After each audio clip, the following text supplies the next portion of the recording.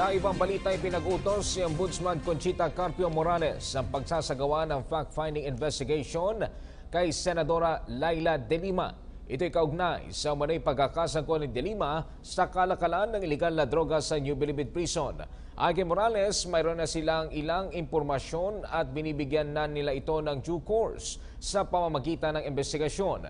Anya naturang investigasyon ay bunsod na rin ng reklamo ni Albuera Police Chief Jovi Espinido kaugnay sa pagtanggap umano ni De Lima ng payola mula sa suspected drug lord na si Kerwin Espinosa. Matatandaang sinabi ni Morales na wala siyang balak magsimula ng sariling investigasyon na nakabase lamang sa pakiwari ng mga ahensya at kailangan muna anya magkaroon ng matibay na impormasyon laban sa senadora bago nila ito gawin. Whistleblower na si Sandra Cam na ipapalabas sa Senate hearing ang hawak ng sex videos umano ni Senadora Laila De Lima. Yan ay kung kukwestiyonin daw siya ni Senator De Lima sa hearing. Sabi pa ni Cam, hindi lang isa kundi 3 raw ang hawak niyang mga videos. Taong 2012 pa raw niya isiniwalat ang tungkol sa relasyon ni De Lima at Ronnie Dayan. Marami siyang partner. Marami? Hindi lang si Dayan. Ma'am, sino pa yung... Huwag na, mamaya na. Hindi na kung... occupation or... Ang mga driver, mababang kayo. Hindi naman sabay-sabay. Yeah. Tinawag mo pa kung unggoy. Unggoy? Sino mas maganda sa atin? Ako hindi papatol sa kagaya ng Dayan na yan. Okay? May dignidad ako at mas maganda naman ako sa'yo. Kasabay nito, iginiit ni Cam na hindi personal ang kanyang galit kay De Lima. Handa rin daw siyang tulungan si Kerwin Espinosa. Pinalampas ni Senadora Laila De Lima ang pagkakataong matanong si Kerwin Espinosa sa ginawang pagdinig ng Senado. Pero para kay Justice Secretary Vitaliano Aguirre, takot lang si De Lima na i-cross-examine si Kerwin dahil nagsasabi umano ito ng totoo. Si Ria Fernandez mag-uulat live. Kadi tumanggi si Senadora Laila De Lima na i-cross-examine si Kerwin Espinosa sa pagdinig kanina kaugnay doon sa pagkamatay ni Albuera Leyte Mayor Rolando Espinosa Sr. Hindi raw kasi ito ang tamang lugar para tanungin si Espinosa na nag-uugnay sa kanya sa iligal na droga dahil in aid of legislation ang kanilang investigasyon. Para kay Justice Secretary Vitaliano Aguirre II, takot lang si De Lima dahil nagsasabi umano ng totoo si Kerwin. Anya, sinasabi ni De Lima na scripted ang testimonya ni Kerwin pero pinalagpas nito ang pagkakataon na gisahin ito. Sabi ni Aguirre, oportunidad na sana ni De Lima kanina dahil ang taong nagsisinungaling daw ang pinakamadaling i-cross-examine. Inihayag ni Aguirre na pansamantala nilang inilagay si Kerwin sa Witness Protection Program. Posible niyang mapa sa ilalim sa WPP si Ronnie Dayan, ang di umano'y bagman at dating nobyo ni De Lima. Mapapanatili ng dalawang proteksyon kung mapatutunayang hindi sila ang pinakamay kasalanan dito. Humarap si Kerwin sa pagdinig kasama ang kanyang nakababatang kapatid na si Mariel. Sinubukan natin kunan ng pahayag si Mariel, subalit humiling ito ng privacy dahil nagluluksa pa rin sila sa pagkamatay ng kanilang ama. Matapos naman ang pag-amin ni Dayan sa relasyon nila ni De Lima kahapon, sinabi ng whistleblower at nakaalitan nitong kaibigan na si Sandra Cam na ito na ang katapusan ni De Lima. Tinawag ni Cam na sinungaling si De Lima dahil pinabulaanan nito ng kanyang isiwalat noon ang relasyon nila ni Dayan. Kwento ni Cam, nagsimula ang kanilang away ni De Lima nang maliitin nito noong Justice Secretary pa lamang ang kanyang pasabog ukol sa mga anomalya sa Bureau of Corrections. Kati, tumagal ang pagdinig na ito ng mahigit 9 na oras at kani-kanina lamang ay nakausap natin si Senator Ping Lacson, ang chairperson ng Senate Committee on Public Order and Dangerous Drugs, at sinabi niya na marami siyang nakitang loose ends doon sa naging testimonya ni Kerwin Espinosa at isa na rito ay dapat pagtibayin ni Kerwin Espinosa kung paano nga niya nakilala si Ronnie Dayan. Mula rito sa Senado, ako si Ria Fernandez para sa PTV News. Maraming salamat, Ria Fernandez, nag-uulat live. Isa-isang pinangalanan sa Senado ng sinasabing drug lord na si Kerwin Espinosa ang mga binigyan niya di mano ng drug money kapalit ng proteksyon para maipagpatuloy ang kanyang negosyo sa illegal na droga.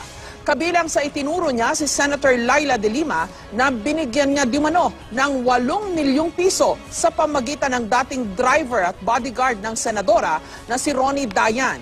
Itinanggi naman ni Kerwin ang laman ng affidavit ng kanyang nasawing ama na si Mayor Rolando Espinosa. May report si Jam Sisante. 100,000 pesos. Nakaharap mismo si Senador Laila De Lima nang ihayag ng sinasabing drug lord na si Kerwin Espinosa sa hearing ng Senado na nagbigay umano siya ng 8 milyong piso para sa kampanya nito sa pagkasenador. Sabi ni Kerwin, August 2015 nang tawagan daw siya ni Albuera Police Chief Jovi Espinido para ilapit ang driver bodyguard ni De Lima na si Ronnie Dayan. Tumawag sa akin na nagpakilalang driver bodyguard daw siya ni Ma'am Laila. Sa panahon na yon, sa pagtawag niya, pinapasabi daw sa akin ni Ma'am Laila na kailangan ng pondo para sa 2016 eleksyon. Pumayag daw si Kerwin na magbigay ng pera kapalit ng proteksyon umano ni De Lima. Ang lahat daw ng inabot niyang pera, si Dayan ang tumanggap. Una, sa parking ng isang mall sa Pasay. Sunod sa may dampa sa Macapagal Avenue. Kasunod nito, hiniling daw ni Kerwin na makaharap mismo si De Lima para makasiguro.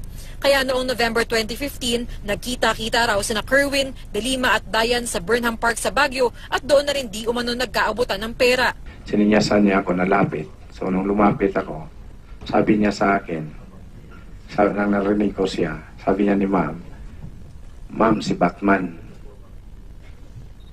So yun, yung mangulang, tumingin ako kay Ma'am Laila, ang pagtingin ko kay Ma'am Laila, yung mangulang siya sa akin. Tinawag ko yung asawa ko, Ma, halika, papicture tayo ni Ma'am Laila. So nagpa-picture kami kay Ma'am Laila. Pagkatapos noon, nagpa-picture kami. Pagkatapos ng picture, nag-shake hands ako sa kanya at nag-ano ako ng thank you, Ma'am. Tapos, sinabay ko yung pagsabi kay Ma'am kung natandaan niya na nandun na yung pera kay Ronnie, Ma'am. Ang huling abot daw ni Kerwin ng pera ay sa parking lot muli sa Pasay. Suma total, 8 milyong piso raw ang naibigay ni Espinosa kay Dayan. Sa nauna namang pahayag ni Dayan, inamin niyang tumanggap siya ng pera mula kay Kerwin para kay De Lima. Pero nangyari daw ang mga transaksyon noong 2014 at hindi 2015 taliwas sa sinabi ni Kerwin. Pinangalanan din ni Espinosa ang mga pulis at ilang local official na binigyan daw niya ng protection money para malayong makapagbenta ng droga sa Region 8. Isa raw sa nabigyan niya ang mismong hepe ng CIDG Region 8 na si Superintendent Marvin Marcos.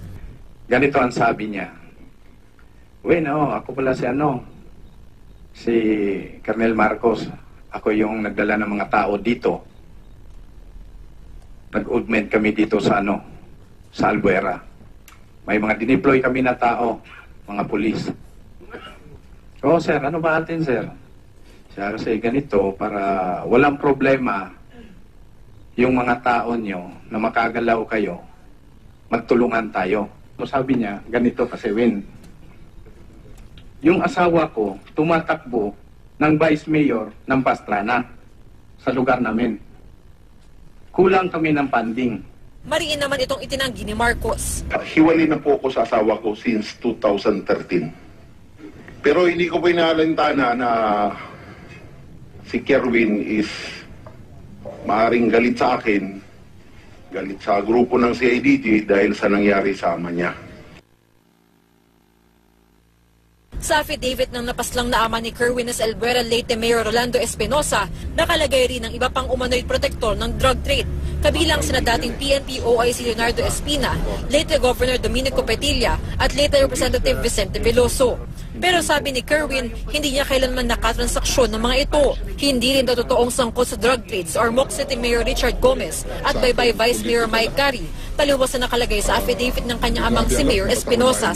Kasunod nito, kwenesyon ni Kerwin ang laman ng pinirmahang salaysay ng kanyang amang napaslang sa Baybay City nitong November 5. Kasi yung nakita ko sa kada pages ng affidavit ng papa ko, itong supplemental, iba-iba yung sign.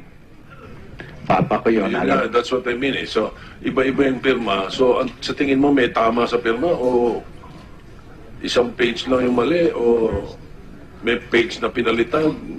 Ganon, anong tingin mo? Lahat o lahat ng pirma, hindi talaga kanya lahat? Hindi kanya lahat talaga. Sabi rin ni Congressman Veloso, pineke raw ng mga pulis ang affidavit para maka-extort ng pera. Per media reports, 226 were included in Mayor Espinosa's affidavits. But why is it that only 47 were charged? The Albuena police officers, assisted obviously by a lawyer, prepared the affidavits of Mayor Espinosa. They had to include 226 persons in the list in order that these Albuera police officers can extort money from many of them in consideration for their being trapped from the affidavits. Na-question din ng mga pangyayari matapos mapatay si Mayor Espinosa sa loob ng kanyang selda. Inihayag ni GMA News stringer Byron Alcoba ang kanyang mga nasaksihan sa coverage. Yung pagpasok ko, Your Honor, nakita ko nakahiga siya sa sahig ng kanyang selda kung saan wala po siyang baril na makikita sa kanyang...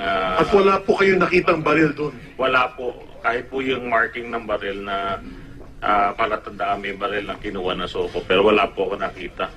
So walang baril? Hindi po ang CIDG po nag-process ng crime scene, sir. So, based doon sa accounts ni Mr. Riol Corte, nakita niya na wala ng baril dahil recovered na po ng Soko. Nanindigan ng CIDG na nanlaban si Mayor Espinosa kaya siya binaril. Tinalakay din sa hearing ang pagsaserve ng search warrant sa loob ng kulungan. That was what we were made to understand, that the search warrant was applied for. And so this is not usual? No, not by long shot. Not consistent with ordinary procedure that you apply? That's right, Mr. Chair. All these circumstances, Mr. Secretary, would lead you to the conclusion that there is premeditation here. I think that's premeditated. It's premeditated murder on Mayor Espinosa. Bago mapaslang si Mayor Espinosa, isa pang umano'y drug lord ang napatay sa loob ng kulungan matapos umano itong manlaban. Ilang beses nang iginiit ng PNP na lehitimo ang